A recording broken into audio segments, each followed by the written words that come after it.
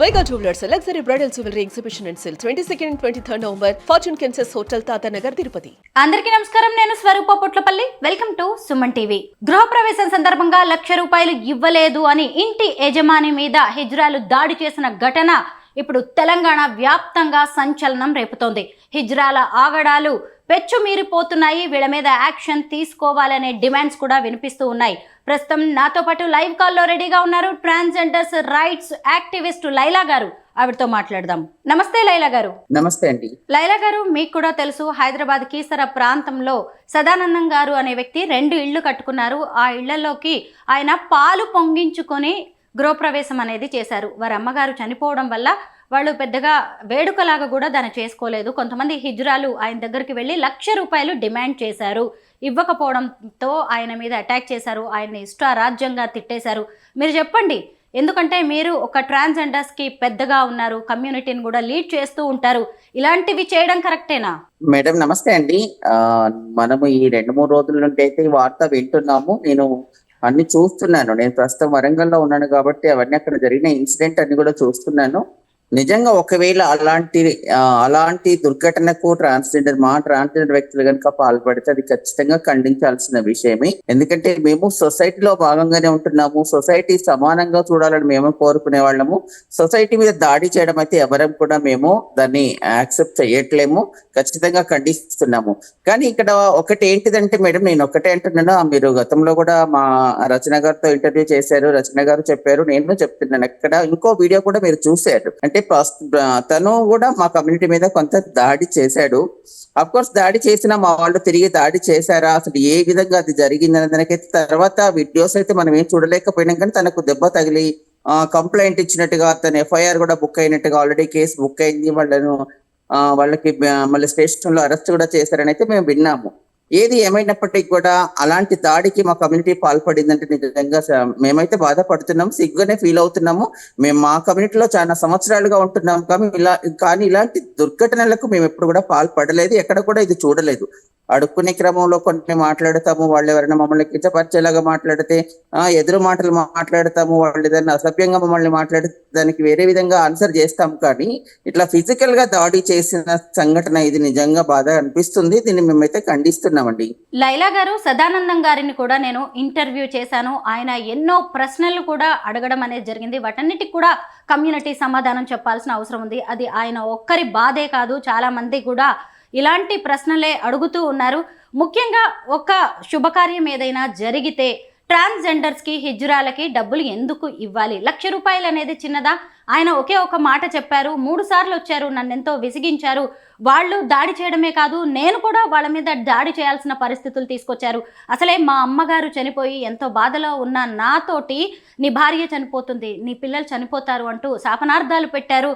ఇది కరెక్టేనా? అది నన్ను ఎంత బాధకు గురి చేస్తుందని ఆయన ప్రశ్నించారు.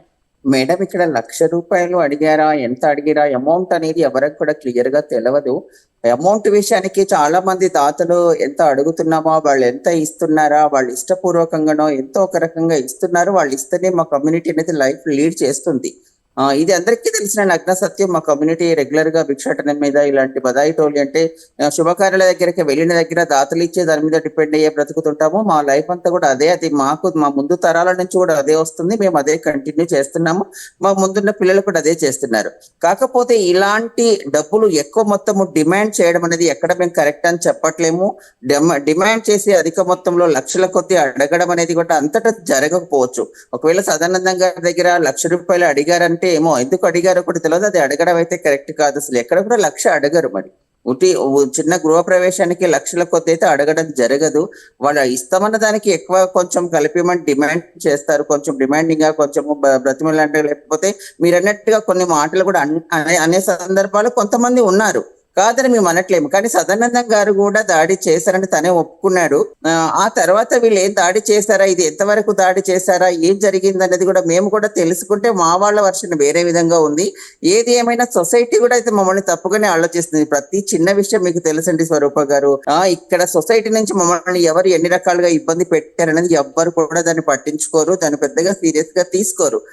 ఈవెన్ మేము ఎక్కడైనా కంప్లైంట్ ఇవ్వడానికి మా మీద దాడులు జరిగినాయనో, లేదా మా మీద సెక్సువల్ హెరాస్మెంట్ జరిగిందనో, మా మీద ఇబ్బంది జరిగిందనో మేము ఈవెన్ కంప్లైంట్ చేయడానికి వెళ్తే కూడా డిపార్ట్మెంట్ కూడా వాళ్ళు కూడా మమ్మల్ని రిసీవ్ చేసుకునే విధానం వేరే విధంగా ఉంటుంది. మీరే వేరే వాళ్ళని ఇబ్బంది పెడతారు, మీదేం కంప్లైంట్ వెళ్ళామని చెప్తారు. అంటే సొసైటీలో అందరి లోపల ఒక నెగిటివ్ ఆలోచనతోనే ఉన్నారు మా మీద. అలాంటి సందర్భంలో సదానందం గారు కూడా వెళ్ళి మా వాళ్ళు అడిగిన వెంటనే ఆయన వేరే ఆలోచనతో ఏమన్నాడో, ఏం గొడవ జరిగిందో, ఏది ఏమైనా నేను మా కమ్యూనిటీ ఎన్నికేసుకొస్తున్నాను అని కాదు, కానీ ఒక సదానందం గారి సంఘటన బాధాకరమైన విషయం అయినప్పటికీ కూడా సొసైటీలో రెగ్యులర్ గా చూస్తున్నారు మా కమ్యూనిటీని ఎంతమంది ఎన్ని రకాలుగా ఇబ్బందులు పెడుతున్నారో. మీ సుమన్ టీవీ ద్వారా కూడా మేము చాలా ఇంటర్వ్యూస్ ఇవ్వడం జరిగింది, గ్రూప్ డిస్కషన్స్ కూడా జరగడం జరిగింది, మా వాళ్ళు ఎన్ని రకాల ఇబ్బంది పడుతున్నారు అన్నది. ఇప్పుడు దాన్ని ఇక్కడ మాట్లాడడం కరెక్టా కాదా, కానీ సదానందం గారి ఒకే విషయాన్ని గురించి మరి డిస్కస్ చేద్దామంటే సదానందం గారి మీద జరిగిన దాడిని అయితే మేము ఖండిస్తున్నాము. వాళ్ళు అమౌంట్ ఎంత అడిగారా, దాతలు ఎప్పుడు మేము అడిగిన డబ్బును బేస్ చేసుకోరు, కానీ మేము అనే మాటలో, మేము తిట్టే మాటలో, మేము పెట్టే ఇబ్బందిని కాస్త వాళ్ళు ఇబ్బందిగా ఫీల్ అవుతున్నట్టుగా ఇప్పుడు కొన్ని కామెంట్స్, కొన్ని వీడియోస్, కొన్ని వాళ్ళ నుంచి వచ్చే వాళ్ళ మాటలు చూస్తే మాకు అర్థం అవుతుంది. ఖచ్చితంగా అది మార్చుకోవాల్సిన అవసరం అయితే ఉంది మా దగ్గర. లైలా గారు, ఇప్పుడు ఆయన దాడిలో గాయపడ్డ హిజ్రాల విజువల్స్ కూడా మాకు వచ్చాయి, మీరు కూడా కమ్యూనిటీ నుంచి మాకు పంపించారు. అలాగే సదానందం గారికి ఎలా దెబ్బలు తగిలాయి అనేవి కూడా విజువల్స్ వచ్చాయి. ఈ రెండే కాకుండా అక్కడే ఉన్న సీసీ కెమెరాల్లో కూడా అసలు ఏం జరిగింది అనేది కూడా విజువల్స్ రికార్డ్ అయ్యాయి, అవి కూడా మేము చూపిస్తూనే ఉన్నాము. అయితే ఇప్పుడు సదానందం గారు ఆ తర్వాత కూడా ఫ్యామిలీతో అక్కడే కలిసి ఉంటారు. ఆయన సింగిల్గా ఉండాల్సిన పరిస్థితులు, ఇప్పుడు మీ వాళ్ళు చాలామంది దెబ్బలు తిన్నారు, డబ్బులు రాలేదనే బాధలో ఉన్నారు, కొంతగా బాగా నెగిటివ్ కూడా ట్రోల్ అవుతూ ఉన్నారు. అయితే ఇక మీదట ఆయన మీద ఏమైనా ప్రతీకార చర్యలకు పాల్పడే అవకాశం ఉందా? ఆయనకు ఎలాంటి హాని తలపెట్టరు మా కమ్యూనిటీ వాళ్ళు అని మీరు భరోసా ఇవ్వగలరా? మేడం, ఇది ఇప్పుడు జరిగిన మొదటి సంఘటన కాదు, ఇది లాస్ట్ రెండు సంఘటనలు కాదు. మా మీద వందలాది వేలాది మంది మా మీద దాడులు జరిగిన సందర్భాలు ఉన్నాయి. మేమెవరి మీద ప్రతీకారంగా దాడులు చేసిన సందర్భాలు మీరు కూడా మీడియా పరంగా మీరు ఎన్నో సంవత్సరాలుగా మీడియాలో ఉంటున్నారు, మీరు కూడా చూస్తున్నారు. మా మీద వందలాది మంది దాడులు చేసినా మేము వాటి నుంచి కాముగా వచ్చేసి అది అక్కడితో మా కర్మానుకం వదిలేసుకునే మా కమ్యూనిటీ మేము అంతగా పగలు ప్రతీకారాలు పెట్టుకొని మళ్ళా తన కోసం ప్రత్యేకంగా వెళ్ళి దాడులు చేస్తారని అంటే మేము ఇలాంటిది అయితే జరగదు. మా కమ్యూనిటీ నుంచి అలాంటి ఏమీ జరగదు.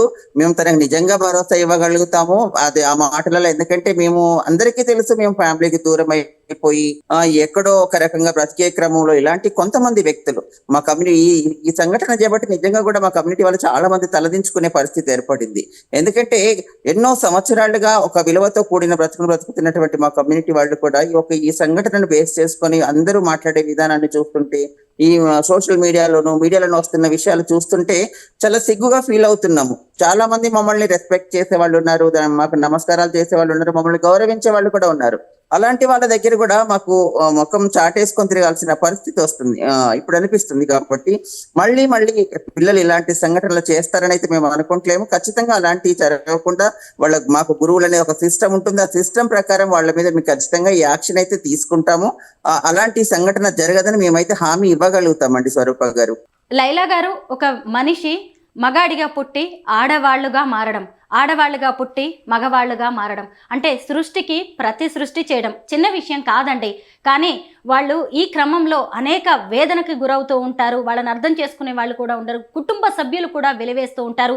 అలాంటి టైంలో మీలాంటి ట్రాన్స్ కమ్యూనిటీ పెద్దలు దగ్గరకు తీసుకుంటారు. వాళ్ళు సర్జరీస్ చేయించుకోవడానికి కావచ్చు, లేదు అంటే తమను తాము ఆడవాళ్ళుగా మగవాళ్ళుగా మార్చుకోవడానికి ఎంతో ఖర్చు అవుతూ ఉంటుంది. దీనికోసం డబ్బులు ఎవరిస్తారు, ఎక్కడికి వెళ్ళి ఎవరిని అడగగలరు? ఈ క్రమంలోనే వాళ్ళు భిక్షాటన అనేది చేస్తూ ఉంటారు. కానీ అదనేది ఎలా ఉండాలి, కొంత ప్లీజింగ్గా ఉండాలి, రిక్వెస్టింగ్గా ఉండాలి. రాను ఇది ఎలా అవుతుందంటే గుంపులుగా మారిపోయి ఎక్కడ ఏ చిన్న ఫంక్షన్ జరిగినా కానీ ఆశీర్వాదం ఇవ్వాల్సింది పోయి శాపనార్థాలు పెట్టడం, తిట్టడం, అసలు అసభ్యంగా ప్రవర్తించడం. నేను ఇందాక సదానందం గారి ఇంటర్వ్యూలో కూడా చెప్పాను లైలా గారు, మా బాబాయ్ ఇంట్లో పెళ్లి జరుగుతుంటేనే కొంతమంది వచ్చి గుంపుగా ఎలా బిహేవ్ చేశారంటే నేనే కళ్ళారా చూశాను. సో ఇలాంటి టైంలో ఎవరైనా ఎలా సమర్థించగలరు? అసలు ట్రాన్స్జెండర్స్ని అర్ధనారీశ్వరుల స్వరూపంగా చూస్తాము, గౌరవ మర్యాదలు కూడా ఇస్తూ ఉంటాం. అలాంటి వాళ్ళు ఇలాంటి చర్యలకు పాల్పడితే రోజు రోజుకి వాళ్ళ మీద ఇంకా నెగిటివ్ ఇంప్రెషన్ పెరుగుతుంది కదా. నేను రచన గారికి చేసిన ఇంటర్వ్యూని ఫేస్బుక్లో పోస్ట్ చేస్తే 800 కామెంట్స్ వచ్చాయి లైలా గారు. 800 కామెంట్స్లో ఒక్కటి కూడా హిజ్రాలు ట్రాన్స్జెండర్స్కి పాజిటివ్గా రాలేదు. మీరు చెప్పండి, సమాజం వీటన్నిటిని ఎంత నెగిటివ్గా తీసుకోబోతోంది? ఇకనైనా ఎలాంటి మార్పును మీరు ఆస్వాదించబోతున్నారు? కొత్త వాళ్ళు చాలామంది కమ్యూనిటీలోకి వస్తున్నారు, మీలాంటి వాళ్ళ గైడెన్స్ చాలా అవసరం. ఇక మీదట మీ అడుగులు ఎలా ఉండబోతున్నాయి? స్వరూప గారు, ఫస్ట్ మీరు అన్నారు కదా, ఇక్కడ సర్జరీస్ చేయించుకోవడానికో దేనికి డబ్బును సంపాదించడానికో భిక్షాటన చేస్తున్నారు అన్నారు కదా, దాన్ని మేము యాక్సెప్ట్ చేయట్లేదు, దాన్ని ఖండిస్తున్నాం. ఎందుకంటే బ్రతకడం కోసం చేస్తున్నారు మా వాళ్ళు భిక్షాటన అనేది. అంటే ఇప్పుడు జరిగిన ఈ సంఘటనలను బేస్ చేసుకొని మనం మాట్లాడుతున్నాం, కానీ అసలు మేము మా కుటుంబాలు మమ్మల్ని అర్థం చేసుకోకుండా మా నడక, మా ప్రవర్తనలో అవహేళన చేసి మమ్మల్ని ఇంట్లో నుంచి వెళ్ళగొట్టిన తర్వాత మేము బయటికి వచ్చిన తర్వాత మాకు ఆల్టర్నేట్ లేదు, మాకు బ్రతకడానికి సొసైటీ నుంచి మాకు యాక్సెప్టెన్స్ లేదు. ప్రభుత్వాలు మా గురించి ఎలాంటి స్కీమ్స్ కానీ అలాంటి ఏం షెల్టర్ హోమ్స్ కానీ అలాంటి ఏమీ లేవు. అలాంటి సందర్భాల్లో ఆల్రెడీ మాకు ఎస్టాబ్లిష్ అయినటువంటి మా కల్చర్ ఉంది, హిజ్రా కల్చర్ ఉంది. హిజ్రా కల్చర్ దగ్గరికి వెళ్ళి, గురువుల దగ్గర వెళ్ళి, వాళ్ళ దగ్గర వాళ్ళు అంతకు ముందు ఎలాంటి పనులు అయితే చేస్తుంటారో అదే పనిలో మేము కంటిన్యూ అవుతూ, మాకు ఎలాంటి ఉద్యోగం కానీ ఉపాధి కానీ పనులు కానీ అలాంటివి లేవు. కాబట్టి కంపల్సరీ పరిస్థితుల్లో భిక్షాటన కానీ లేదా సెక్స్ వర్క్ కానీ అలాంటి కొన్ని పనులు చేస్తూ లైఫ్ లీడ్ చేస్తున్నాం. అంతేకాని సర్జరీ కోసం డబ్బు సంపాదించాలనేది ఇక్కడ మెయిన్ అనేది కాదు. మేము జీవించే క్రమంలో మా బాడీ లోపల ఉన్న కొన్ని మార్పులకు అనుగుణంగా మేము మారాలి కాబట్టి దానికి సర్జరీలు అవసరం. కాబట్టి మేము దాంట్లో పొదుపు చేసిన దాంట్లో మేము ఎట్లా దాన్ని సేవ్ చేసుకోవాలి, మాకు పెద్దవాళ్ళు ఎలా సపోర్ట్ చేస్తారు, అది సర్జరీకి అయ్యే ప్రాసెస్ అండి. దానికి డబ్బుకు అడుక్కునే దానికి అయితే డిమాండ్ చేయడానికి సంబంధం లేదు. ఫస్ట్ ఆఫ్ ఆల్ ఇది మీకు క్లారిటీ కావాలి. సెకండ్ వన్, మీరు అన్నారు కదా ఇంకా సొసైటీలో అందరూ కూడా 800 కామెంట్స్ వచ్చినాయి, అవన్నీ నెగిటివ్ అంటున్నారంటే ఇప్పుడు ఈ సంఘటన బేస్ చేసుకొని మీరు మాట్లాడుతున్నారు.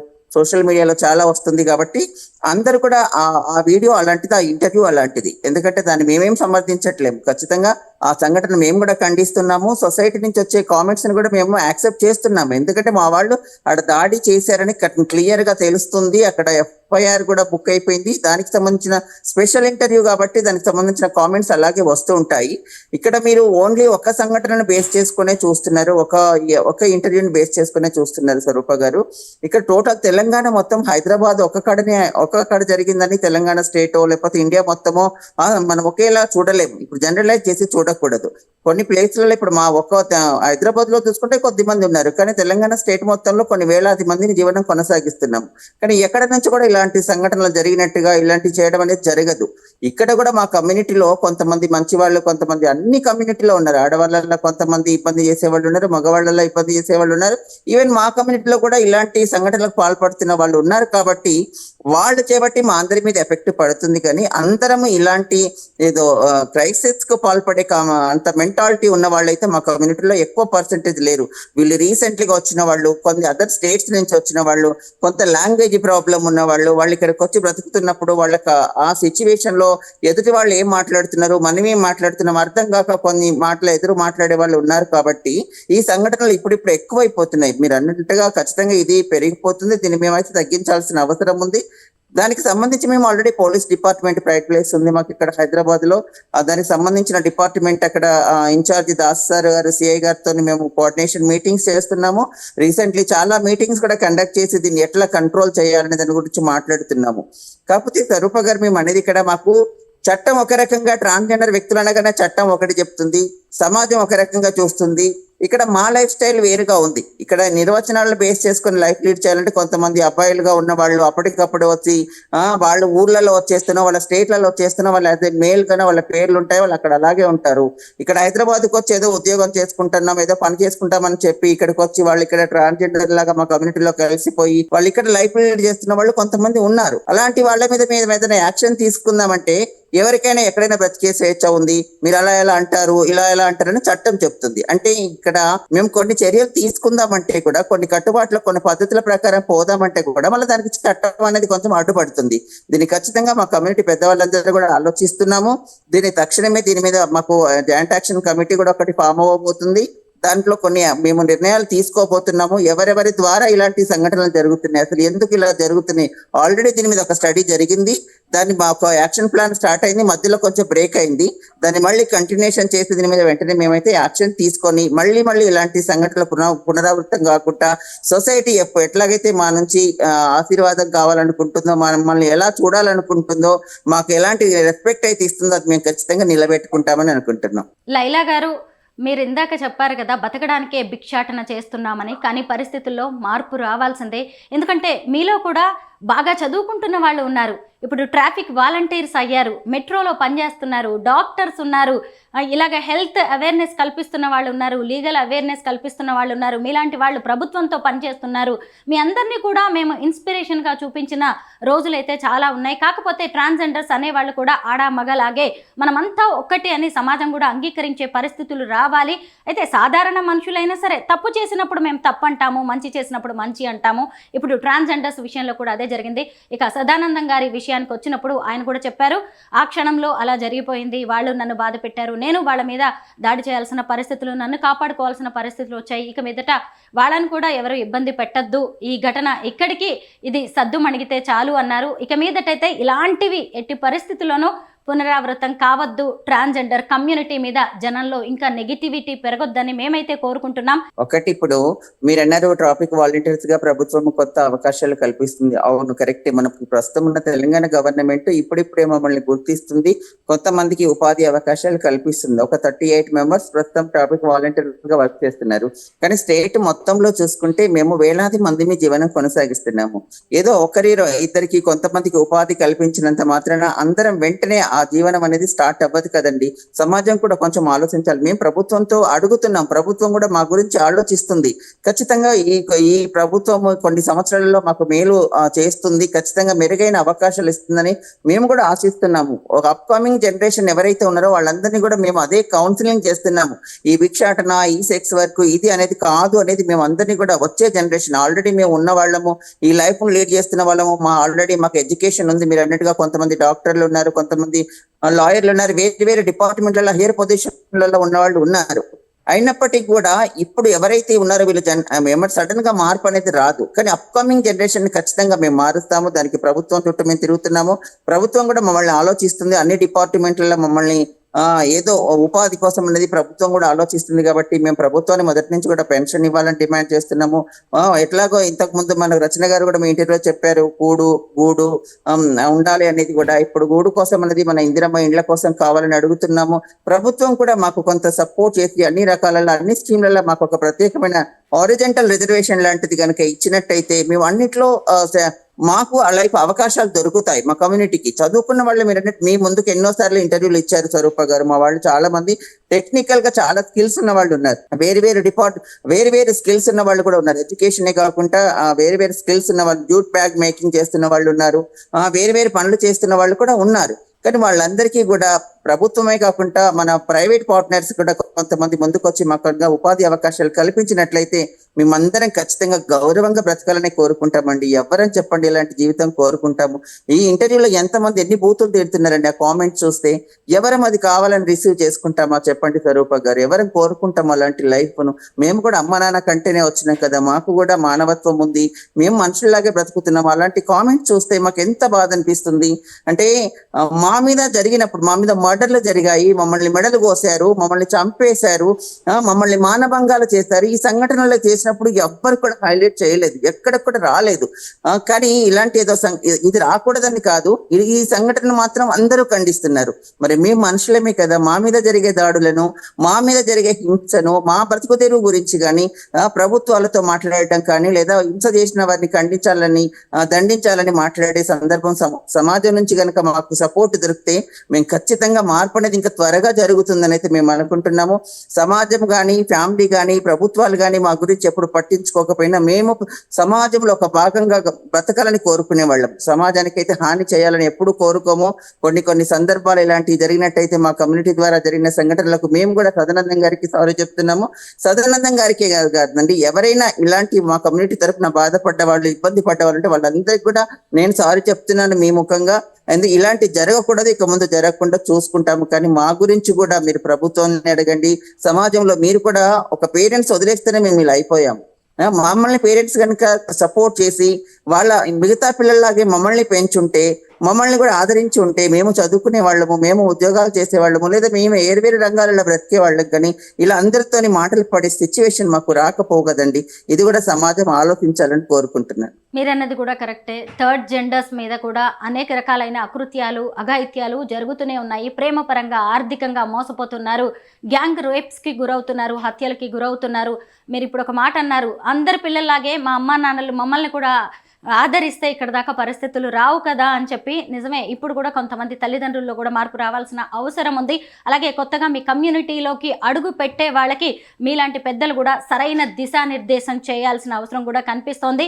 మీరు సదానందం గారికి అలాగే కమ్యూనిటీ వల్ల ఇబ్బంది పడ్డ సాధారణ పౌరులకి సారీ చెప్పడం అనేది కూడా హర్షణీయం, అభినందనీయం. Thank you so much Laila garu. Thank you అండి.